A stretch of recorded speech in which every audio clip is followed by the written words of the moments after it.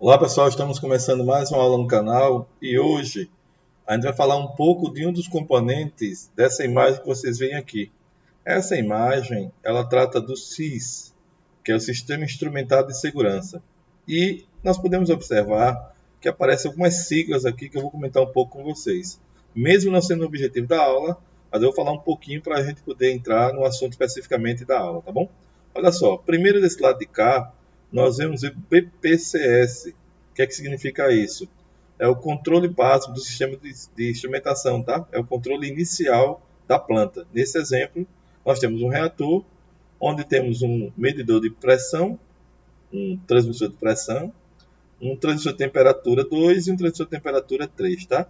Isso ligados ao CLP, e aí esse controle desse sistema envia para o elemento final aqui numa válvula, tá certo?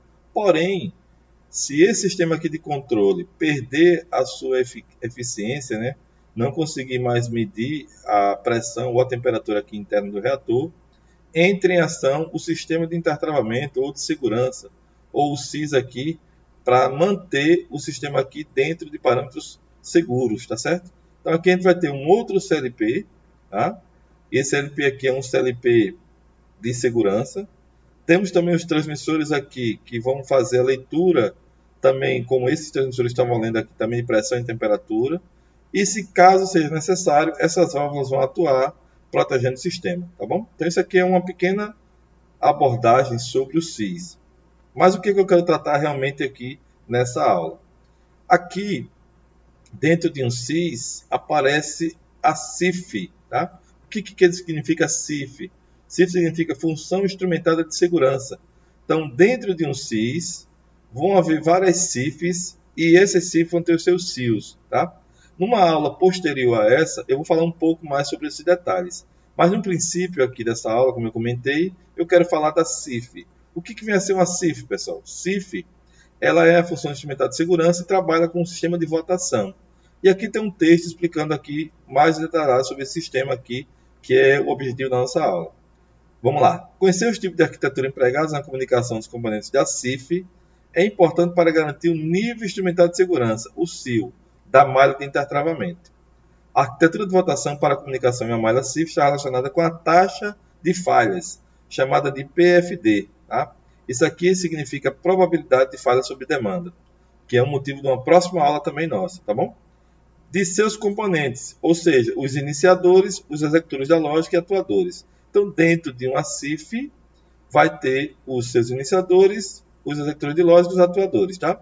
A razão pela qual depende da quantidade de equipamentos empregados, podendo ser de três tipos. Então, dentro de um sistema de votação, que é uma escolha, uma lógica de trabalho aqui, a gente pode ter o sistema chamado de simplex, que é 1 para 1, duplex, que é 1 de 2 ou 2 de 2, melhor dizendo, de 1 ou 1, né? 1 de 2 ou 2 de 2 e o triplex, tá? Então, 2 de 3 aqui. Então, a gente vai observar agora e vai entender como é que funciona cada um desses componentes aqui dentro de uma função instrumental de segurança. Olha essa imagem aqui, olha que legal. A gente tem aqui agora alguns transmissores, alguns arranjos de transmissores, tá?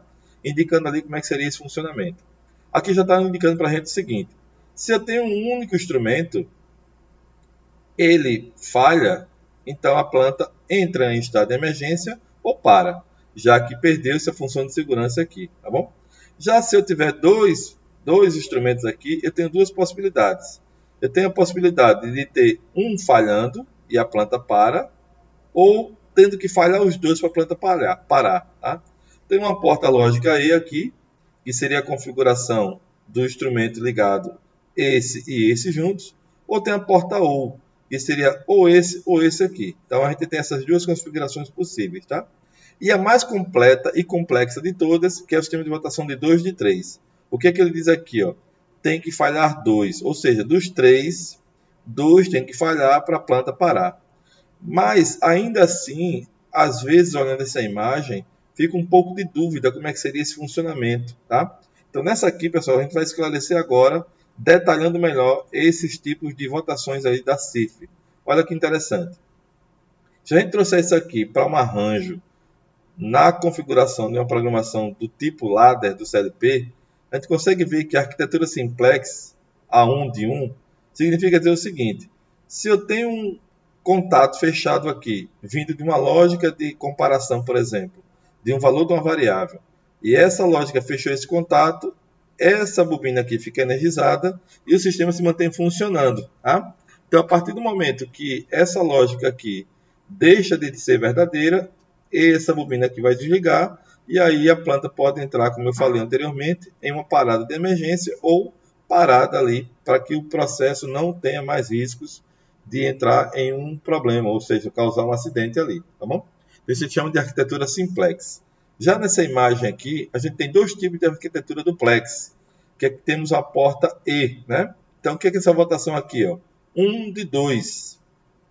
Ou seja, nessa votação, se a gente observar aqui, eu tenho dois contatos em série ligando agora uma bobina. Então, o que é que vai acontecer?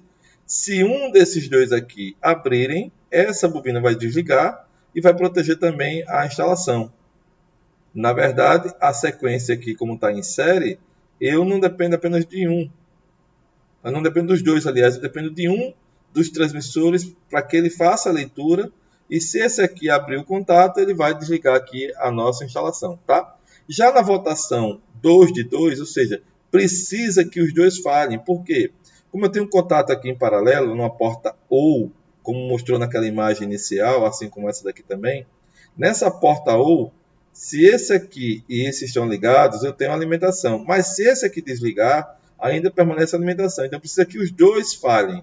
Os dois entrem em falha para que aconteça a parada da planta ou a emergência ali controlada, né? Então precisa de ter essa situação aqui com os dois equipamentos, tá? Então isso é uma arquitetura duplex, que pode ser 1 de 2, onde um falhando o sistema já para, ou 2 de 2, quando os dois falham, o sistema para. E a lógica mais completa, como eu citei, é a votação de 2 de 3. Olha que interessante aqui.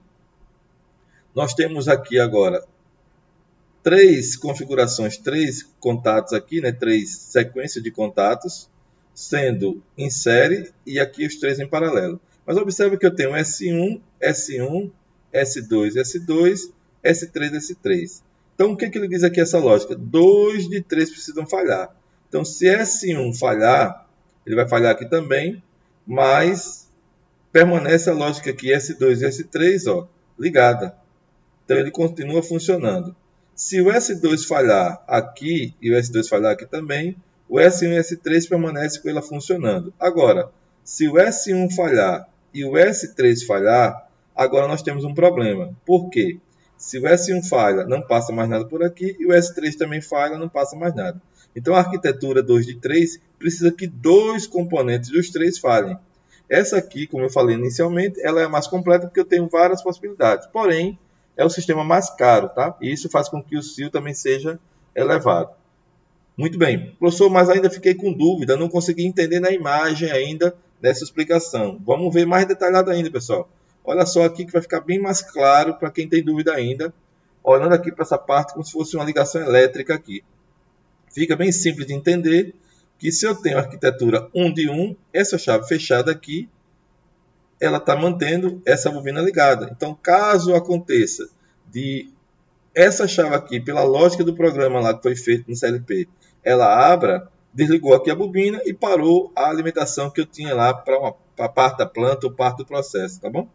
Já se eu tiver aqui a arquitetura 1 de 2, olha que interessante, 1 de 2, eu preciso que um deles abra para que aconteça aqui a falha, para que ela abra também e desligue a bobina. Já nessa outra, eu tenho a condição dos dois, que é 2 de 2, ou seja, mesmo que esse aqui falhe, esse aqui continua funcionando e mantém o sistema em alimentação, ou seja, funcionando a questão da segurança. Precisa falhar os dois, né, para que haja realmente a parada. E dando continuidade ao nosso sistema de votação 2 de 3, olha que interessante aqui. Eu tenho duas chaves aqui em série, mais duas em série, mais duas em série. Então, eu tenho um arranjo aqui 2 de 3. Olha que legal, pessoal. Se eu tiver aqui a chave azul falhando, ela vai falhar aqui também, mas a alimentação permanece aqui pela chave verde e a chave lilás. Permanece ligado aqui, tá? Se nesse exemplo agora a chave verde falha e falha aqui, ainda fico aqui passando pela chave azul e a chave roxa, tá? Se agora falhar a chave roxa, as duas falham aqui, e aí passa ainda por esse lado de cá. Então, a sistema de segurança aqui 2 de 3, eu preciso que falhem duas chaves, nesse exemplo que eu tenho aqui, tá? Por exemplo, se falhar a chave azul e a chave verde, o que é que vai acontecer? A azul falhando, ela interrompeu aqui, né? Aqui também falhando, interrompeu aqui, e a verde interrompendo aqui. Então precisa falhar duas das três chaves para que haja aí a parada do sistema 2 de 3, tá bom? Então eu espero que vocês tenham compreendido toda a arquitetura de votação aí da CIF e tenham entendido como é que seria feito esse sistema de votação. Dúvidas podem colocar aí nos comentários, tá ok? Obrigado e até uma próxima aula.